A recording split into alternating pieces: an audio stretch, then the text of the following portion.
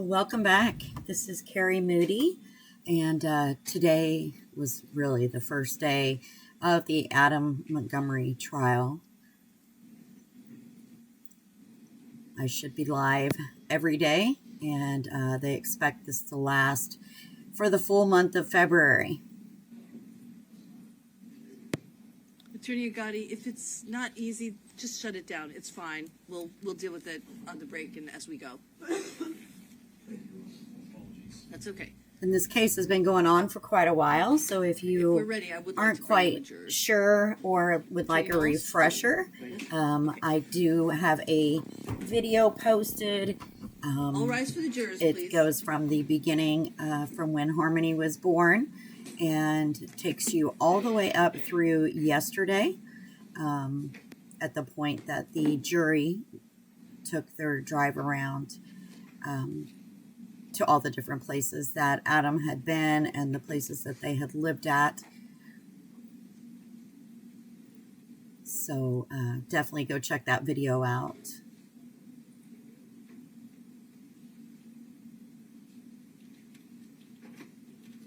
I believe this morning we're expecting Crystal Sorey, who is Harmony's biological mother. Uncle Kevin, as most of us have come to know him. I believe they're both testifying. I'm not sure who else is testifying, at least for the morning portion.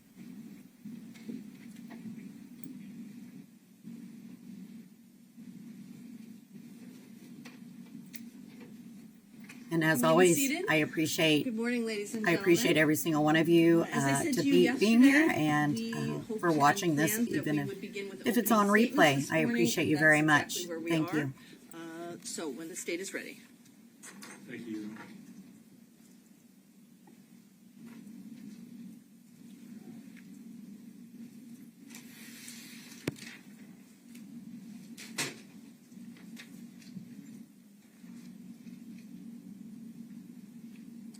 Where is Harmony Montgomery? Where is Harmony? When people across this nation, from Florida all the way up to Alaska and everywhere in between, were looking for Harmony, there's one person who is not. One person. The one person who should have been looking for Harmony was not. Her biological father, that defendant that you saw 2 days ago, he wasn't looking for her, and in fact, he was hoping that she wouldn't be found. His concern was not with finding this innocent 5-year-old girl. His concern was that she would be found, and that his heinous and depraved actions would be brought to light. That's because he was the only person in this world who knows where Harmony is, who knows where her body is, and he was hoping that she would never be found. The one person, the one and only person who murdered Harmony, who butchered her body, and who disposed of her like yesterday's trash. This case is about Harmony Montgomery. I don't want that to get lost as we progress throughout this lengthy trial. This case is about Harmony Montgomery, but it's also about the defendant, his actions, his rage, his brutality, and his escalation in violence. The murder of Harmony Montgomery, that was just the beginning of the depraved actions of this defendant and what this case is all about. It's about a man who, for 2 years, evaded apprehension, didn't have to answer for his crimes, had no appreciation or concern about Harmony being missing because he already knew she was dead. For 2 years before the Manchester Police Department initiated their search for Harmony Montgomery, that man got away with murder. His only concern, other than Harmony's body being found, was to keep his wife, Kayla Montgomery, from coming in here and telling you all what he did to her. His heinous actions, his cover-up, what she witnessed. For 2 years, he got away with butchering a 5-year-old girl. And that defendant made sure that Harmony would never be found, that she'd be gone without a trace. You'll see, he believed that if there was no body, there could be no evidence of the horrible things that he did to her, and he would get away with it. And so he went to great lengths to cover up his crime, to cover up beating Harmony to death for a bathroom accident. He went to great lengths to cover up his conduct. Beating Harmony to death because she soiled herself. And he thought that if he destroyed the evidence, what remained of Harmony, if he destroyed Harmony, he could never be charged. He was careless in this meticulous cover-up. He made mistakes. We're going to hear about those mistakes because it's evidence of his crimes. It's evidence of what he did. So let's talk about the evidence in this case.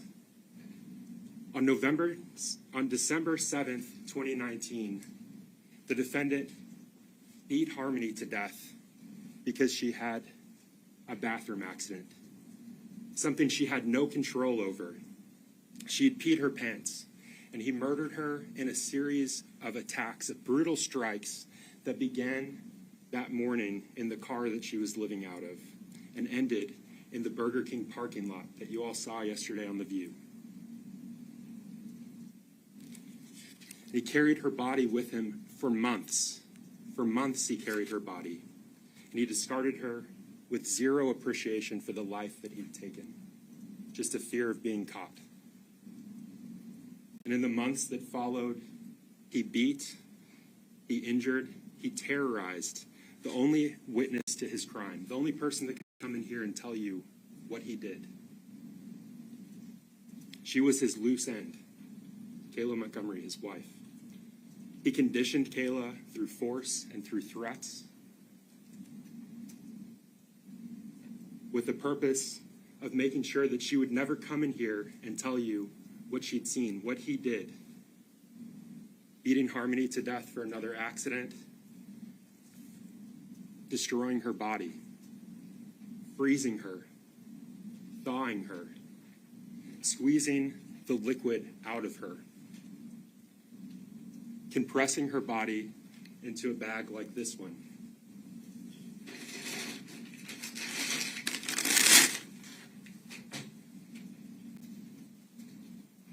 Compressing her body into a bag like this one and filling it with lime to further decompose her. Unspeakable things. And this is what he did to the only witness he left alive. She was beaten, she was conditioned, and she was living in fear. She was in a nightmare with no end, while he dragged around Harmony's body for months. And I want to pause here for just a moment. I want to thank all of you for being here. This is going to be a lengthy trial. You're going to hear many difficult things. That's not lost on us. It's not lost on the attorneys that are in this case. So thank you for taking the time out of your lives to come here and listen to the evidence, to judge the evidence. It's necessary. It's a necessary function. And if you listen to the evidence, if you keep an open mind, and if you follow Judge Messer's instructions, you'll understand the timeline of Harmony's death, of the cover-up. You'll understand the horrible things that defendant did, why he assaulted, why he murdered, why he terrorized. And after he was done with all of this, why he destroyed evidence, why he lied, why he blocked his friends and family, why he manipulated his wife into doing terrible things to hide his crime, to hide the victim that he'd murdered. So let's talk about the victim that he murdered, the victim that he made sure couldn't come into this courtroom and tell you the horrible things that he did to her.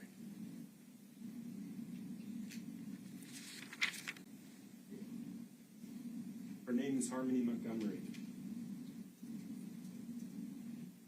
And there are 4 descriptions that you're going to hear of Harmony during the course of this trial, some of them horrible.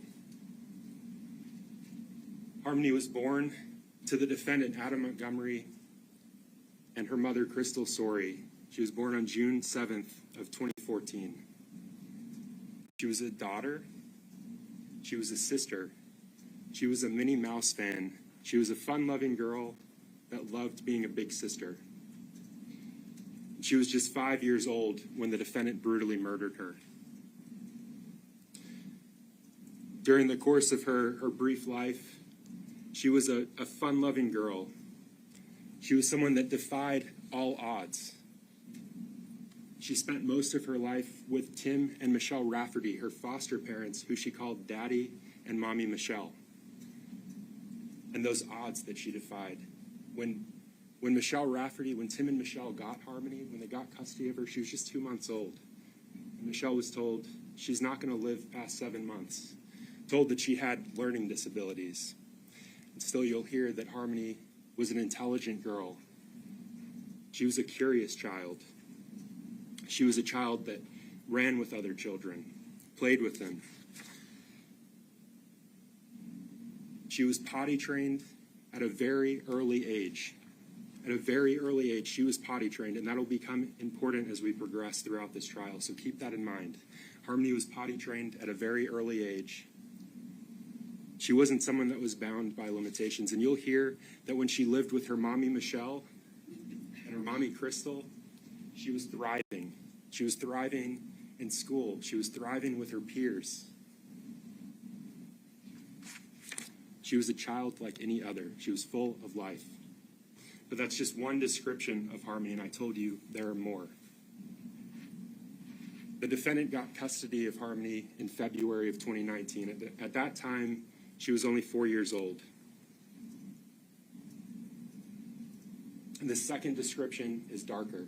It comes from the 10 days before the defendant murdered her, and we'll talk about that more as we go along. The 10 days before he murdered her. In the second description, not the one where Harmony's thriving. In this one, she's scared. She's skinny. She's constantly exhausted. And she's bruised. At this point in Harmony's brief life, she's not able to control her bladder. She's not able to control her bowel movements. She's soiling herself. And during this period, the time when the defendant had her, those 10 days, she went from living in their home on Guilford Street at 77 Guilford Street to being homeless and living in a car, in the family's car. And when they were living in that car, those bathroom accidents got worse and worse, and they came more and more often. And you'll hear about the defendant's rage, this rage of the defendants that was building and building with each and every accident. And each time Harmony had an accident in that 10-day period, the defendant would strike her. That rage only growing, adding to that fear. And the next two descriptions come from the actions that the defendant took after he had murdered Harmony, after he beat her to death. You'll hear that she went from this little girl full of life, a girl that radiated happiness, that radiated joy, to a scared girl, broken, bruised. And from there, she went to the dead girl in the duffel bag. And after that, she went to the dead girl rotting in the ceiling that the defendant slept under for months. For months, as Harmony's body fluid, her blood, leaked through that duffel bag and was absorbed into that ceiling, he slept under her. That's what he did to her. That's what he made Harmony. His actions. Remember that as we go along. This case is about his actions. And those are the descriptions of Harmony. That's what the defendant made her before he disposed of her. Harmony was just 5 years old when the defendant beat her to death, but her story continues long after her death with the gruesome actions that the defendant took, the things that he did to her, the places that he took her. 3 people witnessed Harmony's death, her murder, and they survived. Her 2 younger brothers, one just 5 months old, the other 2 years old, and her stepmother, Kayla Montgomery. Back then, Kayla was the defendant's wife. She was mother of his 2 small children, his 2 boys. They met when they were kids, and they married in 2017. And eventually they moved to Manchester, New Hampshire, and they lived at the home on 77 Guilford Street. The defendant stayed home with the children, and Kayla worked. She was a cashier at Dunkin' Donuts. And during the 6 months leading up to Harmony's murder, their marriage was on the rocks. But Kayla tried to make it work. She wanted to make it work for her family.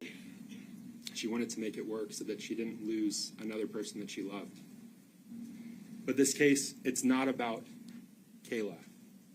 It's not about what Kayla did. It's not about what Kayla didn't do.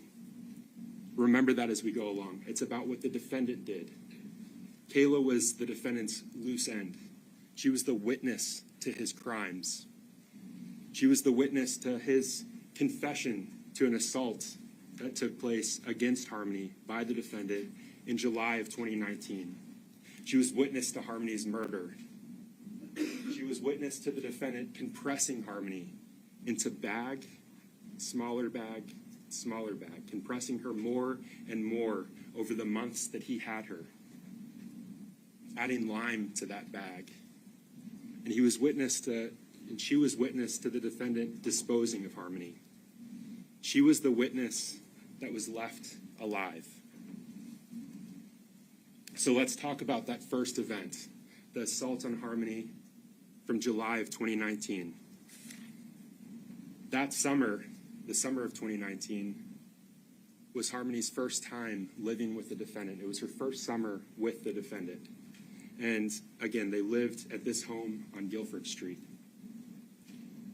You'll hear that they lived there with Helen Montgomery, the defendant's grandmother, and the defendant's uncle, Kevin. And Helen and Kevin left that summer. They went down to Florida, and there Helen had a triple bypass surgery, and Kevin stayed with her. He accompanied her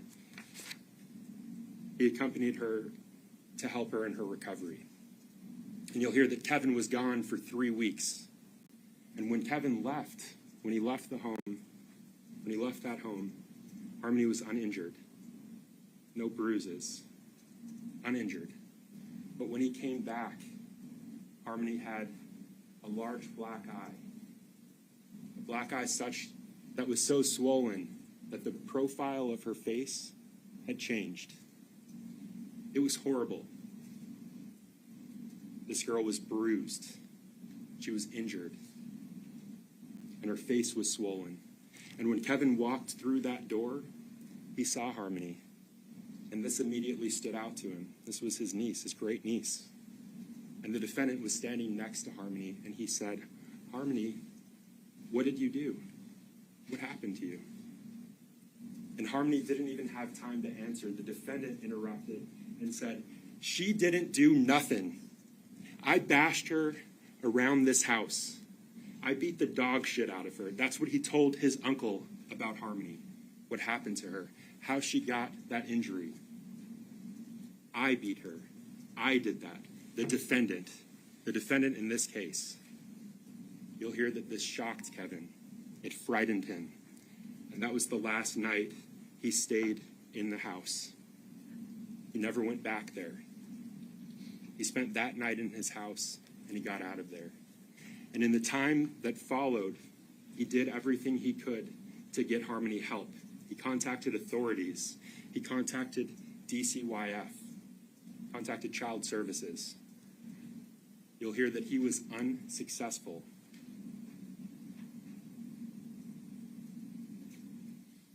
This assault from July of 2019, that's separate and apart from the murder charges. Different incident. So I want to talk about the murder now. And to do that, again, we have to talk about the 10-day period before the defendant brutally murdered Harmony. Those 10 days where Harmony had major life changes. You'll hear that the family went from living They went from living in that home on Guilford Street to being evicted and living in their silver Chrysler Sebring. And while they were living in the Sebring, they were parked. While they were living in the Sebring, they parked in that parking lot we saw yesterday at Colonial Village, the apartments. They stayed there in their car. And Harmony, at this point, had another major life change. She started having accidents. She started peeing herself. She was incontinent. She couldn't control when she had to go to the bathroom. She was peeing herself and she was pooping herself. This girl that prided herself on being able to control her body, basic functions. She was a big girl, but she started having these issues with her bladder, with her bowel movements. And you'll hear that when they moved into that vehicle, when they started living there, those accidents got worse and they came more often. She wasn't letting the defendant know when she had to go, and she was creating a mess each time. And that rage, the defendant's rage that you'll hear about in this case, grew and grew. And he would hit her, he would strike her each time she had one of those accidents. And that was Harmony's life. For 10 days. For 10 days, she lived in a car. For 10 days, she had bathroom accidents. For 10 days, she was unable to control her own body. For 10 days, she was in fear. She was scared because each time she had one of these accidents, the defendant would hit her. The defendant that you saw 2 days ago, a large man, he would hit this. She was 35 pounds in June of 2019. This again is in December. She was tiny, and he would hit her. He would strike her with a fist over something she had no control over. And those accidents were getting worse, and they were coming more often. And she was so bruised before her murder that the defendant had to hide her when he went out in public. He would literally take a blanket and cover her up so that she couldn't be seen, and that so no one would know what he had done to her. No one would see those bruises. And that brings us to December 7th of 2019. That day began like any other day for Harmony. They were living in that car. She woke up and she was scared. She was scared because she'd wet herself. She didn't want the defendant to know. She'd wet herself first thing that morning, and she was afraid. And just as she feared what happened, the defendant smelled what she had done. And for that, he hit her. He struck her in the face, and he drove his car. He continued on with his day as if he had done nothing. He struck this little girl in her face, on the side of her head. He continued on as if nothing happened. He drove to the methadone clinic, the clinic that you saw yesterday on The View. And there he and Kayla took turns getting their treatment. You'll hear that Kayla went in first, the defendant stayed in the car, and then the defendant went in. And when the defendant came back to the car, he was hungry. And so he started driving the family's car to the Burger King that you saw yesterday on The View. And as he was pulling out of that parking lot, he smelled something. He smelled that Harmony had had another accident. And that rage that had been building inside of him, it was there. Remember, he was still upset about the earlier accident, that first thing in the morning. And he looked back at Harmony as he was driving, and he said, "Really, Harmony? Again?" And he began striking her. As he was driving, holding onto the wheel, he began punching this little girl repeatedly for something she had no control over. He struck her blow after blow after blow to the side of her small head. And he didn't stop. And you'll hear me say that. He didn't stop. He didn't stop with that first barrage of assaults, of strikes to her small head. He continued. And when he pulled up to a light, he continued hitting her, hit after hit to her small head. blow after blow. Now, during this barrage of strikes, Kayla, who was in the passenger seat, seated next to the defendant, seated in front of Harmony, she put a hand up. She tried to block what this defendant was doing to Harmony. She tried to stop him. You'll hear that in that moment, he looked at her as if to say, "You're next." And she was scared. And she looked forward and she put her hand down, and those strikes to Harmony continued. And when he pulled up to another light as he was driving to that Burger King parking lot, he continued striking her. And after that last strike, he looked at Kayla and he said, "I think I really hurt her this time. This time. I think I really hurt her this time. I think I did something." And he didn't stop. He continued with his drive. Pulled into that parking lot at Burger King and he ordered his food.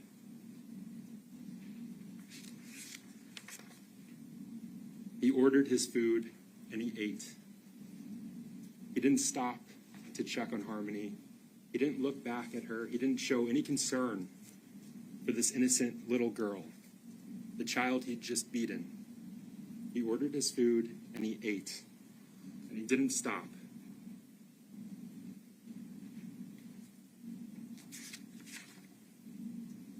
You'll hear that at that time, after that last blow, after that last strike to her small head, she began moaning and making a gurgling sound. Sounds that continued on and off for several minutes. And he didn't show any concern. Ate his food, and he continued driving towards the Colonial apartment parking lot. And while he was there, he did drugs for 20 to 25 minutes, showing no concern for the child that was dying in his backseat just feet away from him. And Kayla, you'll hear, was too scared to look back. She couldn't look back. She was frozen. She was terrified to see what he had done to this small child. She could just hear that moaning, those gargling sounds. Sounds that eventually stopped. After the defendant ordered his food and he was driving back, he did his drugs, listening to those noises, not showing any concern. He pulled into the Colonial Village parking lot and he did drugs for 20 to 25 minutes. He ate his food and he did his drugs, and Harmony slowly died. And when he was done with that, still showing no concern for Harmony, he pulled out of the parking lot where they'd been living. And when he made it to the intersection of Webster and Elm, which you saw in the view yesterday, his car died. It died just as Harmony had died several minutes before.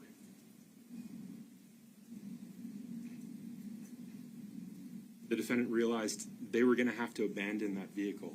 And so he started removing items, getting the kids out, shaking Harmony, telling her to wake up. She wasn't responding. She couldn't. She was dead. He had done that. And when he realized that Harmony was no longer alive, that he'd murdered her, he grabbed a duffel bag. Remember, they were living in that car. All of their items, all of their possessions were in that car. He grabbed the duffel bag and he stuffed Harmony's body inside. And remember those descriptions that I told you about Harmony, what you'd hear throughout this trial.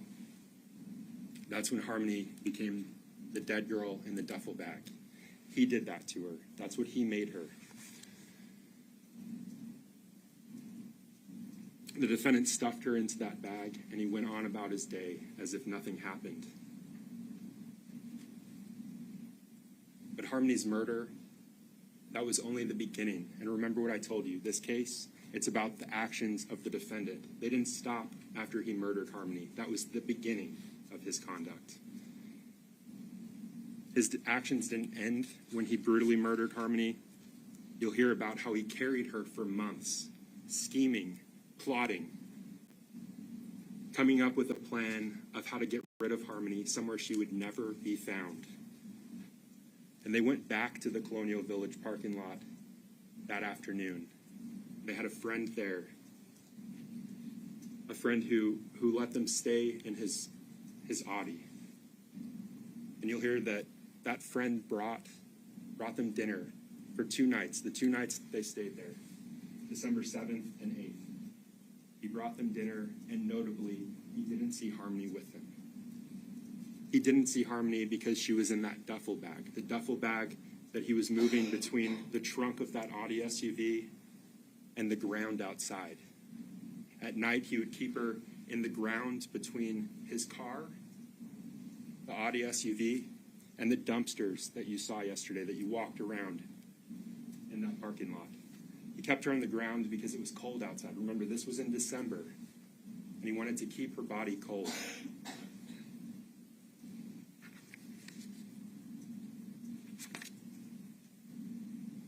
From the Colonial Village parking lot, they went to Kayla's mother's home, and they stayed there for the rest of the month. She picked them up in her van, and that's where Harmony stayed for several days while the defendant looked for somewhere more suitable to keep her. And he found something more suitable. In the entryway of Christina Lubin, Kayla's mother's home, he found this open cooler. And he stored her there for much of the remainder of his stay. And they left that home on December 30th, and they went to the Families in Transition Shelter. It was at the Families in Transition Shelter that the defendant began to discuss disposing of Harmony, getting rid of her. He believed that if there was no body to find, there would be no evidence of what he'd done, and he would get away with this heinous crime. And so he began to discuss disposing of her. While he was there, he moved Harmony from the closet of that room. He moved her to the ceiling.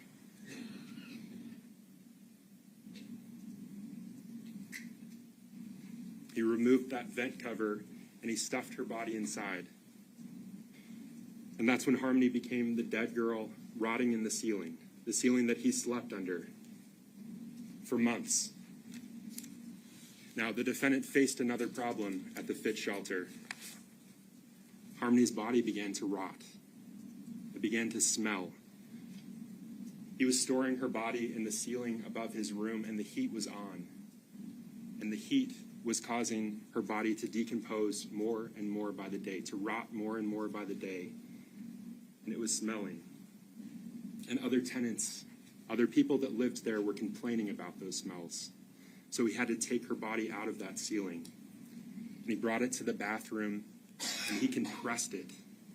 He compressed and contorted her body into this bag, into a bag like this.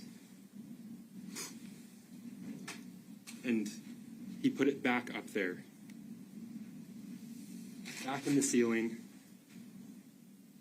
And when he was taking her body down, when it was still in the duffel bag, before he'd added trash bags and put her inside a bag like this one, she was leaking. She was leaking. Her liquids were pouring through that duffel bag.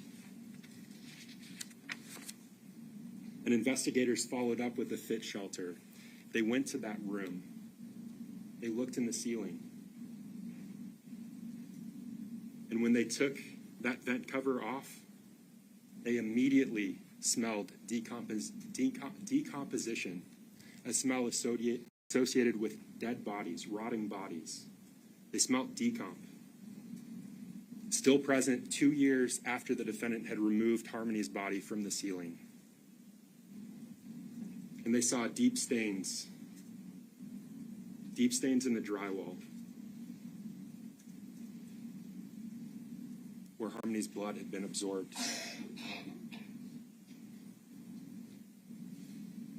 That blood was tested. It was sent to a lab in Florida and tested. And that lab in Florida confirmed that that blood was Harmony. Something the defendant missed.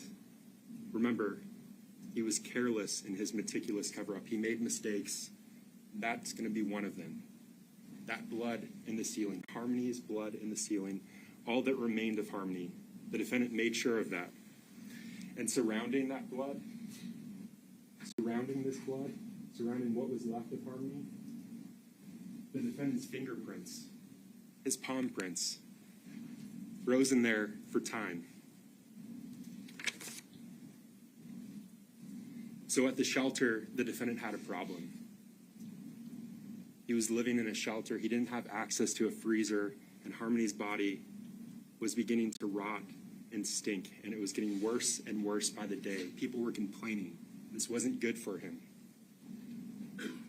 And it was around this time he started working at the Portland Pie Company, which used to be here in town, since closed. He worked there for just over a month. He was a dishwasher and a cook. And that CMC bag, the one that looked like this, that accompanied him to work. It stood out to people because he placed it in the freezer during his shifts. He brought it with him regularly to work, and he stored it in a freezer where the company kept food, ingredients. People saw him bringing that in and out regularly. They couldn't have imagined what that bag contained, but they saw it. And after they left the fit shelter, after the defendant left the shelter, he moved into an apartment on Union Street.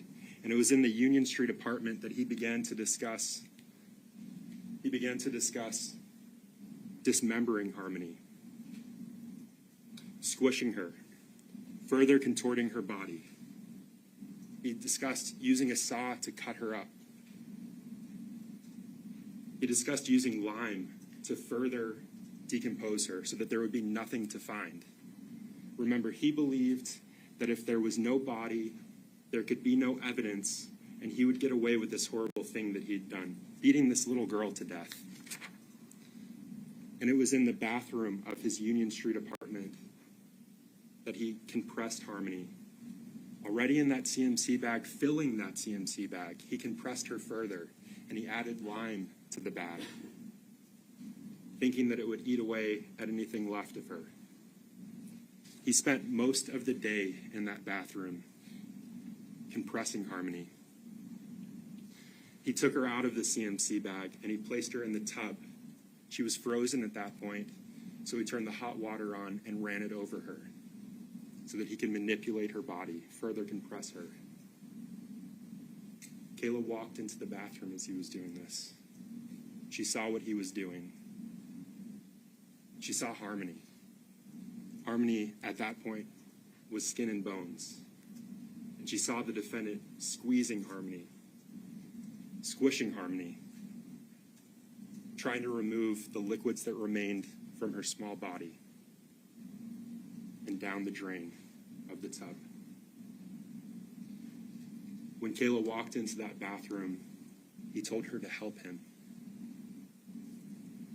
You'll hear that Kayla obeyed. She held Harmony's arm while the defendant used the scissors to cut off Harmony's clothes. But this was too much for Kayla. She couldn't take what she was seeing, what the defendant was doing, the sick and grotesque things that he was doing to this child's body. And so she went to the living room to be with her two sons, to make sure that they didn't walk in and see what he was doing.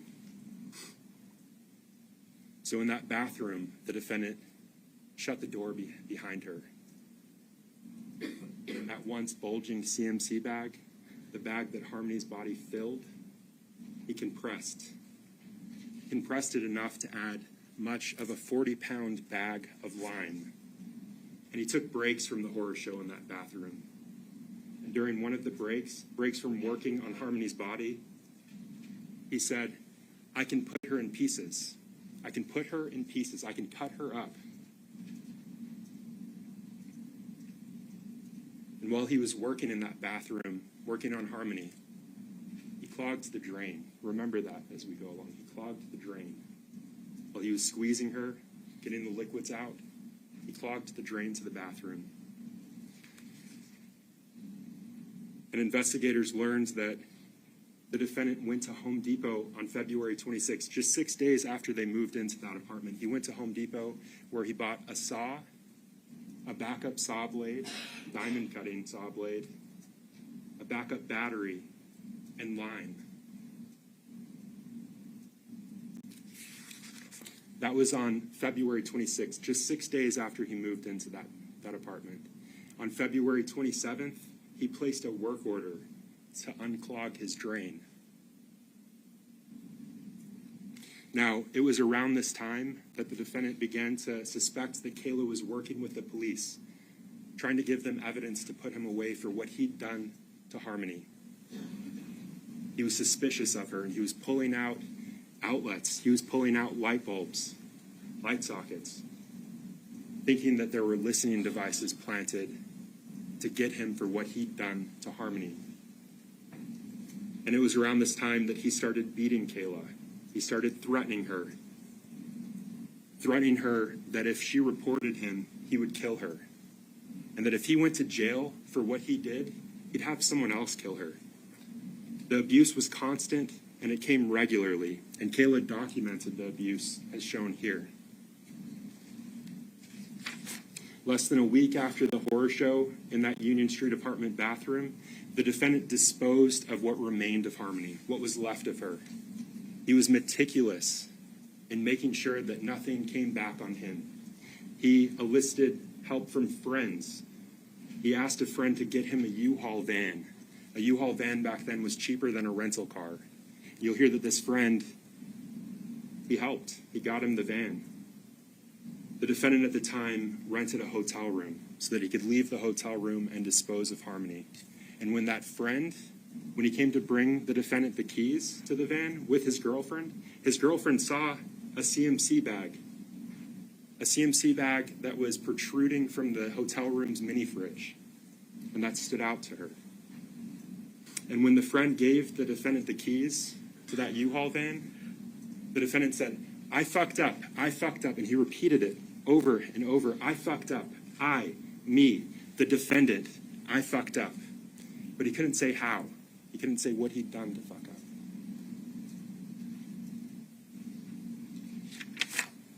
That was on March 3rd of 2020. The defendant left in the middle of the night, headed south.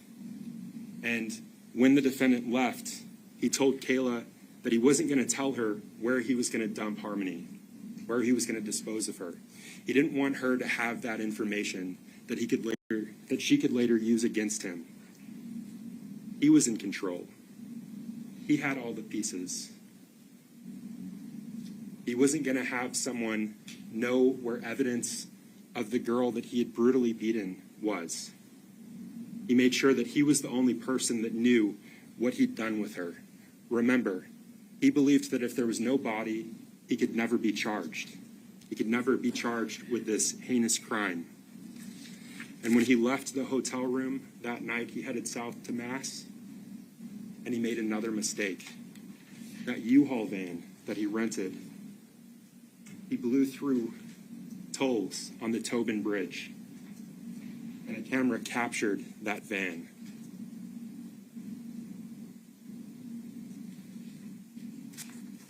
You'll hear about the many searches for Harmony Montgomery, involving multiple states, Maine, Mass, New Hampshire, involving multiple agencies, both state and federal.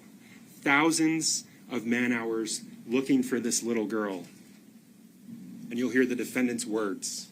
You'll hear him on a recorded call during one of those searches telling his friend that investigators were wasting their time looking for this little girl that he brutally murdered.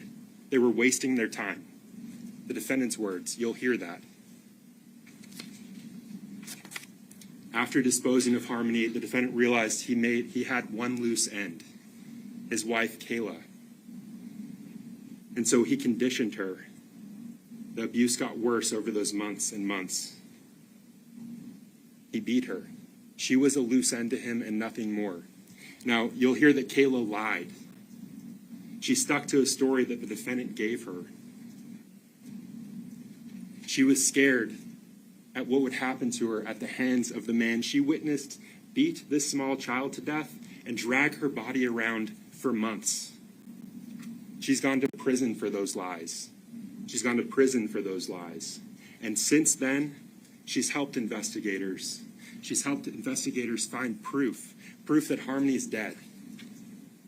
That blood in the ceiling with the defendant's fingerprints. She spoke to investigators and police for hours upon hours, over multiple days. Statements that gave investigators evidence that they wouldn't have without her. Gave a mother some sense of closure, knowing that her daughter's dead, still out there somewhere, but not suffering, not anymore. Now, Kayla's testimony is important. She saw what happened. She felt it. She lived it. She's still living it. But the reason you only have one witness to the defendant's crime is because he killed the other, the witness that he couldn't control, the witness that he couldn't manipulate. But even though Kayla's testimony is important, this case doesn't rest solely on her shoulders. You're going to hear about the forensic evidence, the physical evidence that corroborates what she says, about the surveillance footage. You'll hear and see evidence that corroborates Kayla in ways that she never could have imagined. You'll hear and see evidence that shows you who killed Harmony, who had motive to destroy her after he killed her. And you'll hear some of the defendant's lies for yourself. You'll hear about the absurd story he told to evade apprehension, that he gave Harmony back to her mother in mass the day before Thanksgiving in 2019. That was his excuse. That was his lie. But in those 2 years where he didn't have to answer for this crime, where he thought he was free and clear of what he'd done, he told someone that he trusted what he really thought of Harmony. He told her that she was evil, that she did evil things. He told her that Harmony was a constant reminder of her mother, Crystal Sorey, who he hated. And he told her that he hated Harmony to his core. That's what he said in secret about the innocent child that he'd beaten to death. The helpless girl that he beat because she soiled herself. He hated Harmony to his core, and the evidence is going to show that he did everything to destroy Harmony after he beat her, to hide his crime, to hide evidence of what he'd done. And for what the defendant did, he's been charged with multiple crimes that the clerk read to you yesterday in open court. And the evidence will prove that he's guilty of each and every one of them. He's guilty of the second-degree assault for beating Harmony in that July 2019 incident, for bashing her around the house, for beating her off every wall in the house, for kicking the dog shit out of her, for causing the black eye, causing that injury to Harmony. Just like he's guilty of reckless second-degree murder for beating Harmony to death in the Chrysler Sebring on December 7th, 2019. He's guilty of falsifying physical evidence, for mutilating Harmony's corpse, for destroying her, for putting her somewhere she would never be found. And he's guilty of tampering with a witness, for beating Kayla, for threatening her, for compelling her to stick to the story that he gave her. And he's guilty of abuse of a corpse, for his conduct in the Union Street apartment bathroom, for compressing Harmony into that small bag, adding lime to it. Those are the crimes the defendant in this case committed. That's what he's guilty of. The defendant committed multiple violent crimes against a small child, a helpless child. In December 2019, he assaulted and he murdered because of that rage, his rage. He destroyed Harmony so that he could never be caught. And he beat Kayla for control. That's what the defendant did to his victim in this case. And at the conclusion of this trial, that's what we'll ask you to find him guilty of.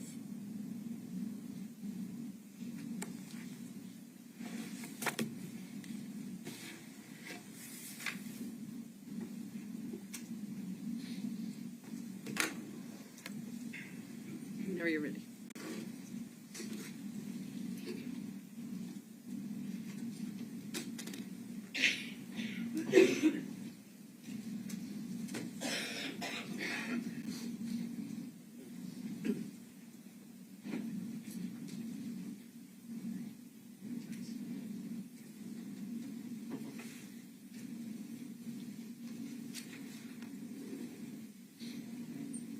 You were just left with that picture of Harmony, and seeing that picture is heartbreaking, knowing that Harmony is dead. But Adam Montgomery did not kill Harmony. Adam Montgomery did not beat Harmony in the head as he approached the Burger King drive-thru. Adam Montgomery did not cause Harmony's death.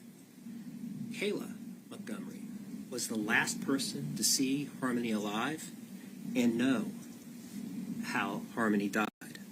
But she didn't come clean with Adam. She didn't come clean with the police. And she will not come clean with you.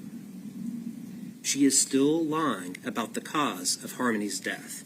Even though Kayla now has her deal with the state, she continues to lie. The only reason Kayla has to lie now is to protect herself. The only reason she has to lie and point the finger at Adam is because the truth points the finger at her.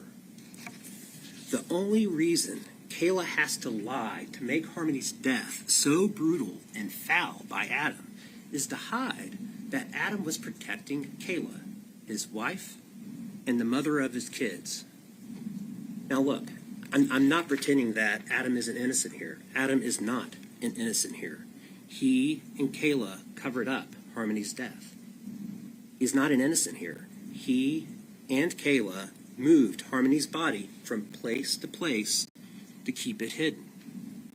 And Adam is not an innocent here. He and Kayla put her body in a shower to wash her remains of the fluids of decomposition and then permanently hid her remains. You can and should find him guilty of those crimes. But in committing those crimes and sticking with a story that protected his wife, Adam set himself up for Kayla's betrayal. Her betrayal to accuse him in the most vile way possible of what he did not do. To accuse him of brutally killing his, not her, daughter, when she knew that was not what happened. The evidence that will show you that Adam did not brutally murder Harmony will come mostly, and very reluctantly, from his accuser, Kayla. Not from other witnesses or the physical evidence, but by showing that Kayla's lies continue. And the only one protected by those lies is her. Because only she, other than an infant and a toddler, was around when Harmony died. Only she knows the truth, and only she has benefited from all the lies she has told. November 27, 2019. A day before Thanksgiving. Adam, Kayla, Adam's daughter Harmony, toddler son Seamus, infant son Declan were evicted from their home on Guilford Street in Manchester. They began living out of their Chrysler Sebring. In the following week, when Adam was running around trying to make money to get them out of their situation, Kayla was left cooped up in that seemingly increasingly smaller by the minute car with a 5-year-old child, not her own, a 2-year-old toddler, and a less than 1-year infant, all of whom needed attention, all of whom needed to move around, and none of whom were doing well being cooped up in that car. And Kayla didn't do well either. Adam was off doing his own thing, and Kayla was stuck. Harmony's body was not discovered lifeless in the car at that busy intersection you saw yesterday. It was not discovered at that intersection in the middle of the day on December 7, 2019, as Kayla now claims. Both Adam and Kayla discovered Harmony's cold, lifeless body much earlier, in the dark of night, behind Colonial Village, when Adam returned from his business. Kayla made Adam feel responsible. She claimed not to know what happened. It was Adam's fault for everything they were going through. It was not her fault, she insisted. She thought all the kids were asleep. He had to protect her. He had to protect their children. If anyone found out, their children would be taken. Adam stood by Kayla, and together they covered up Harmony's death. By that decision, Adam became so intertwined in Harmony's death that he could not get out. Neither Adam nor Kayla knew what to do, so they put the decision off. Adam placed Harmony's body in a duffel bag from the car and placed that duffel bag in the trunk. And Harmony's body was in that bag in the trunk of the car when it broke down at the intersection of Webster and Elm. They had driven off from the Colonial Village apartments to try and figure out what to do, where to put Harmony's body. But then the car broke down. When it did, Adam grabbed the bag from the trunk and carried Harmony's body away from the intersection to the parking lot at Colonial Village. From there, as you'll hear, Harmony's body was moved from place to place until Adam and Kayla finally figured out a plan to hide the body permanently. When asked, Adam and Kayla told people that Harmony was back with her biological mom in Massachusetts. Let's now move forward 2 years. December 2021. This was 2 years after Harmony's death and close to a year after Kayla and Adam had separated. The police were now investigating Harmony's disappearance. They found Kayla and asked her where to find Adam and where Harmony was. Kayla gave the lie she and Adam had used to explain why Harmony was no longer living with them after Harmony died in December of 2019. That Adam had returned Harmony to her mother in Massachusetts. Kayla also told the police that she believed Adam was in Maine. After speaking with the police, she contacts Adam, and she told him, quote, "You need to come down here." She told him he needed to return to New Hampshire and deal with the police because she was not going to deal with all this by herself. Adam did what Kayla told him to do and returned. But unfortunately for Kayla, he also brought another woman, Kelsey Small, with him. Adam met up with Kayla and they talked about what to do. That New Year's Eve 2021, Kayla talked to the police again. This time, it was at the Manchester police station. She again gave the lie that protected her, insisting Adam took Harmony to her mother's, and that was all that she knew. And after well over an hour of talking, as Kayla stuck with this lie, the police gave her time alone to think, to write down what she wanted to say, just in case it was too difficult to verbally speak about.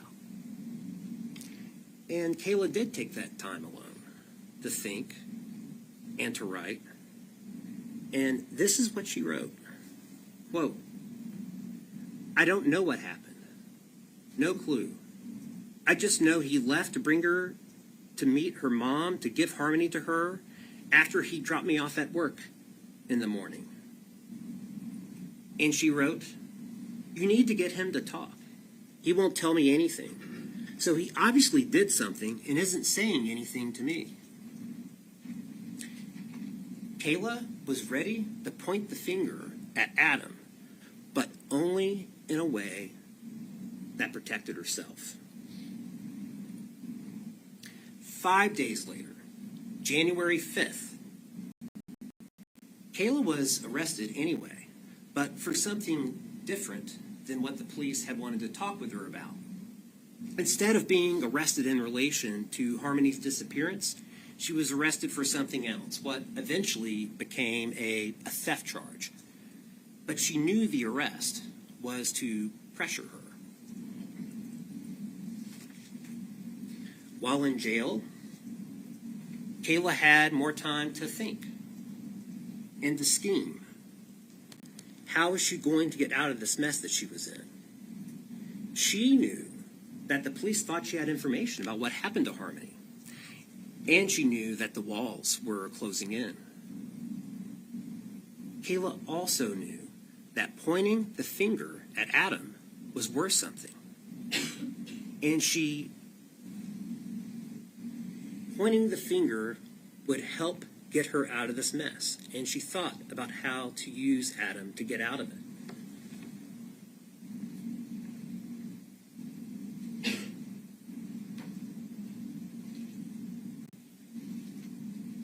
What I am holding up for you is defense's G for identification. This plastic bag contains a note. This note is written by Kayla, and it reflects what she wanted for a bargain. A few weeks after her incarceration, this note was found in Kayla's cell. And in her musings, she writes of her willingness to, quote, betray Adam. Not to finally be free of Adam, not to finally be safe from him, not to tell the truth, to betray, meaning stab him in the back. But she also wrote of her longing to be alone with him one more time, to kiss, to make love if she could. She didn't write of fearing to be alone with him. She did not write of any fear that Adam would hurt or kill her for her betrayal. In her fairy tale musings, Adam would understand and protect her to the end. Their children needed their mother, she wrote. But as this note also shows, Kayla wanted more than just one last time with Adam. She had a whole wish list, a set of demands. She wanted, quote, immunity from everything. Everything being in all capital letters. She wanted immunity from everything, all charges I'm facing, and what I'm going to say about Adam. Maybe ankle bracelet, or probation, or drug court. Kids in my life. Not lose custody or rights to my children at all, and be able to have kids live with me once I do a residential treatment program and complete it. Kayla was willing to sing for her supper, not for truth, not for harmony, but for Kayla. Kayla was all about protecting herself to wiggle out of accountability for her own conduct. After that note was discovered in Kayla's cell in January of 2022, January 29th to be exact, Kayla told a correctional officer that she wanted to speak with the Attorney General's office. But no one came to her with a deal. And instead of a deal, she got a subpoena. She got subpoenaed to appear before the grand jury in March. And she remained in jail. Now, Kayla finally got out on bail on May 6th, but she still had been subpoenaed to testify before the grand jury This time on May 20th. Still no deal. And when Kayla finally appeared before the grand jury, she still had no deal. It was explained to Kayla that she could choose not to answer a question if it would incriminate her. Instead, though, she chose to lie. Under oath, the same oath you'll see her take later, trying to make herself look innocent while pointing the finger at Adam. She told the grand jury that Adam had dropped her off at Dunkin' Donuts on November 30th with Harmony and the two boys in the car, and said that he was returning Harmony to her mother in Massachusetts. But even as Kayla insisted that she didn't know what happened to Harmony, a bombshell drops. The Attorney General's office, the AG, told her as she was testifying she was working at Dunkin' Donuts that they had her employment records. Was she sure? They asked. Kayla knew then that she was caught. She was caught in a lie. The AG had her employment records, looked at them, and knew that she was not working. And this was not just a simple, honest mix-up of days. Those records showed that the AG's office had. Those records showed that she had been fired from Dunkin' Donuts for stealing even before the family had been evicted on the 27th of November. She knew she was caught in a lie. She knew the AG's office could prove it, but she had not developed a new lie and couldn't change course in midstream without a plan. So that day before the grand jury, May 20th, she kept marching forward, hoping that maybe they would believe her anyway. Nothing happened at first after her grand jury testimony was over, but Kayla knew it was coming. And roughly 2 weeks later, on June 3rd, when Kayla checked in as part of her bail conditions, it did. It came. She was arrested for lying before the grand jury. Kayla had a new story prepared, but with the new charges, the state had the upper hand. She was allowed to give her new story with the agreement that her statements could not later be used against her. But there was no guarantee of a deal, and instead, Kayla would only get that deal that she wanted if her statements helped the police figure out what happened to Harmony. And if the state decided that Kayla's statements were not helpful, she would be facing not only the charges she was already facing, but now 2 more felony charges, this time for perjuring herself before the grand jury, plus any charges that could come about if the police were able to figure out what happened to Harmony without her statements. And Kayla knew that the police were going to follow up on what she now said. And without something to corroborate this new story she was going to give, there wouldn't be any reason for the police to accept it. After all, she had already lied to the grand jury to point the finger at Adam.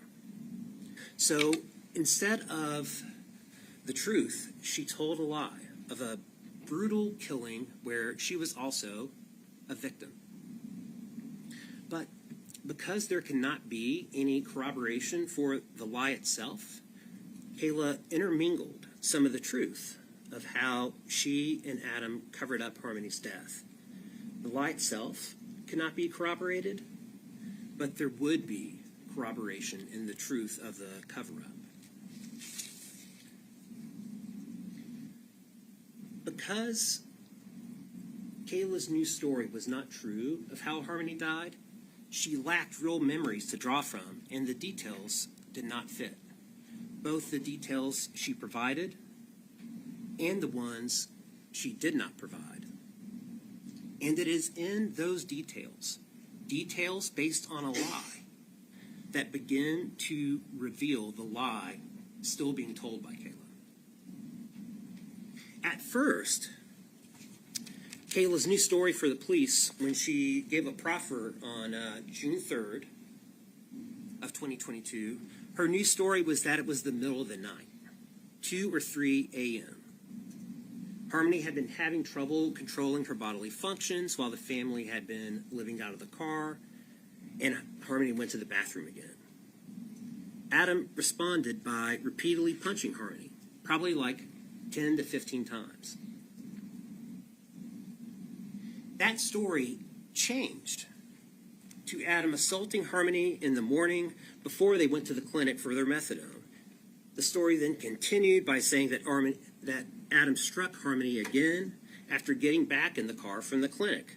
Then, as they drove to Burger King because Kayla wanted to get something to eat for her and the kids, the story expanded to Adam punching Harmony as he was driving into the Burger King parking lot. Kayla claimed to recall Adam commenting that the last strike was different. He thought he hurt Harmony. Kayla did tell the police that she put an arm up briefly to try and stop Adam, but to no avail. Adam drove up to the Burger King drive-thru. They ordered their food. Adam paid cash. The family got their food and drove back to the Colonial Village apartments with Harmony moaning in the back. That's her story. And when asked, Kayla claimed that she fed the kids. She told the police that she went up to her friend Anthony Bodero's residence to get some drugs for she and Adam to use, leaving Adam alone in the car with Declan, Seamus, and Harmony. This whole entire story was not true.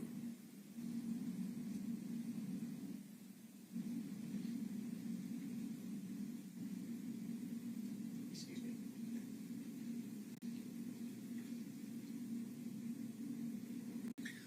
One of the things that you'll see that reveals her story about punching to be a lie is that she is unable to describe a true scene. She does not describe 2-year-old Seamus crying as his sister beside him is being struck. She does not describe the baby screaming as violence and chaos break out around him. She does not describe trying to soothe or quiet the children. Nor does she describe Adam reacting at all to what would have been a cacophony of screaming and crying had all that punching been true. She does not describe trying to hide a broken child from the Burger King cashier or any concern on Adam's part that Harmony might be seen by the cashier or the camera. She does not describe Harmony as she feeds, piece by piece, food to Seamus, who is next to her in the backseat of the car. She does not describe seeking help from her friend she got drugs from. She doesn't describe any concern by her friend, Anthony Bordero, that she seems upset. And please keep close attention to Kayla's various descriptions of the car breaking down, where she claims that she and Adam first discovered that Harmony is dead. Kayla told the police that with Harmony in what would have been a critical, perhaps fatal condition in the back seat, the family decided to drive away from their corner in the back of the Colonial Village apartments. Yet, Kayla did not remember where they were going. Then, the car broke down at the intersection of Webster and Elm, and they discover Harmony's dead body in the back seat. Kayla talked about waving, honking, agitated drivers behind them around the car as Adam manhandles a dead child in the back seat into a duffel bag. And no one notices. Their car did break down on December 7th at the intersection of Webster and Elm. That is not in question here. And the family did walk back to Bodero's. But Harmony's body was already in the duffel bag, in the trunk, from when they discovered her death in the early hours of the night before. Yesterday, before we broke, the court gave you a partial set of instructions on how you are to go about deciding this case. Among them was an instruction on assessing the credibility of witnesses. It is up to you to determine the credibility of witnesses. But the judge did suggest an illustrative list of factors to consider in making that determination. One factor is whether what the witness said appeared reasonable. In discerning this, details matter. The details that are given and the details that are not. Is the witness pulling from a well of true memory or just making it up? Another factor the court has offered for your consideration is whether what the witness said is consistent with other evidence in the case. And that leads me to some of the science that was used in this case. Kayla also described Adam cleaning up blood spilled by Harmony with a kerchief. That lie was exposed by a special test that can reveal blood traces, even blood that was supposedly cleaned up. Luckily for the police, they were able to locate the broken down Sebring 2 years later. They're able to bring it to their lot at the police station, and they were able to search and test it with a special test that could detect invisible blood, blood that cannot be seen with the naked eye. No traces of blood, including on the back passenger seat where Kayla said Harmony bled and Adam cleaned it up. In offering guidance in assessing witness credibility, another common sense factor offered by the court is whether the witness had a bias or motive to lie. There will be time during Kayla's testimony, during direct and cross, to explore the changes, the inconsistencies, and details within her story, both those that are there and those that are not. And you just heard about the science to also assist you in evaluating Kayla's claims. But here, what follows is an example of Kayla's motive to lie at play, of Kayla taking something true and twisting it to point the finger at Adam, yet hide her own involvement. In telling the police how Harmony's body was finally removed from their lives, Kayla described an incredibly disturbing treatment of Harmony's body, her remains in the refrigerator before being placed in the shower, under hot water, washing away the fluids. Kayla at first said it was all Adam, and he wouldn't even let her in the bathroom. But she slipped up, and fortunately the interviewers caught it. They caught the slip, and they probed. Kayla had to admit that she was part of it too. She cut off Harmony's hoodie in the shower, and she and Adam bagged up Harmony's clothes. And when that was done, Kayla and Adam put her remains in another bag, with Kayla helping Adam to zip that bag up. You will hear that after Adam and Kayla permanently hid Harmony's remains, that their relationship became more frayed. Adam struggled with the loss of Harmony and his mental health suffering. Adam and Kayla separated briefly. That was in the spring of 2020 before reconciling. But Adam continued to spiral, and a year later was arrested after another episode. He went to rehab, then stayed at a sober house before going to Maine with Kelsey Small, which was where he was in December of 2021 when Kayla told him to return to New Hampshire and help her deal with the police. Joined with the murder and related charges is a second-degree assault charge. That allegation is that Adam knowingly caused bodily injury to Harmony in July of 2019 by striking her in the face with a fist. Harmony did get a black eye during the summer of 2019, and no question about it, Adam did react when he saw Harmony trying to smother her brother, jerking her away to stop her. But that is not what caused the black eye. On July 22nd of 2019, Kevin Montgomery, Adam's uncle, came up from Florida to the house. He saw Harmony's black eye, prompting a conversation about her. During this conversation, Adam told Kevin about a time when he walked in to find Harmony smothering then 5-month-old Declan. Harmony had her hand wrapped around his mouth, causing him to turn blue. Adam pushed Harmony away while checking on Declan. Then, a week later, upon returning to Florida, I believe it was July 29th, Kevin made a report to New Hampshire DCYF, and he told DCYF that Adam gave Harmony a black eye, conflating what Adam had said. A veteran caseworker, Demetrios Saros, responded that very same day, the 29th, to investigate. Though the encounter was brief, he did see Adam and Harmony outside the house getting into a car, and when he saw Harmony, he observed no concerns. He also followed up, paying another visit on August 7th. This time he did see a small red mark in Harmony's right eye and faded bruising under the eyelid.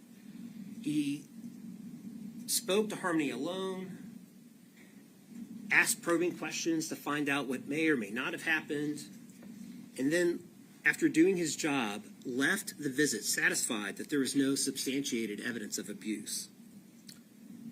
I am getting ready to step down, but before I do, there is just one more instruction I need to discuss. The court has instructed you that you are to decide this case not on sympathy, but on the evidence and the evidence alone. This case involves the tragic and senseless death of Harmony, an innocent 5-year-old, and it triggers perfectly understandable, innate human emotions, and it would be inhuman not to feel them. But as was discussed during the jury selection process, and as you've been instructed by the court, you all have a difficult yet necessary task: deciding this case not on emotion, not on sympathy, but on the evidence. And after you have heard all the evidence, after you've heard all the evidence in this case and apply the facts to the law, you will know that Adam did not murder his daughter or engage in witness tampering with Kayla. Kayla was an equal participant in the cover-up. She alone knows how Harmony died, and she won't tell. At this trial's conclusion, we will ask you to follow the evidence you have heard and find Adam not guilty of murdering his daughter, witness tampering with Kayla, and second-degree assault.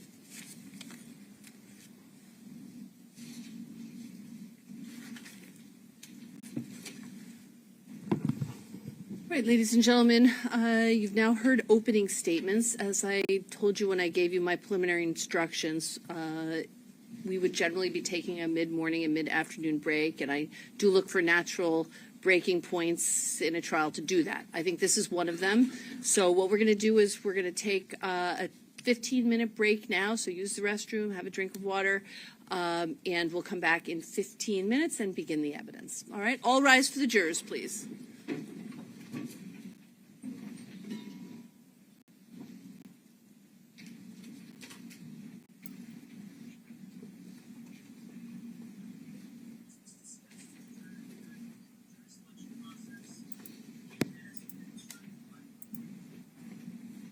Boy, that was rough, wasn't it? That was very, very hard to watch, for sure. You may be seated. I am going to also upload the witnesses from this morning, which include Crystal Sorey, who is Harmony's biological mom.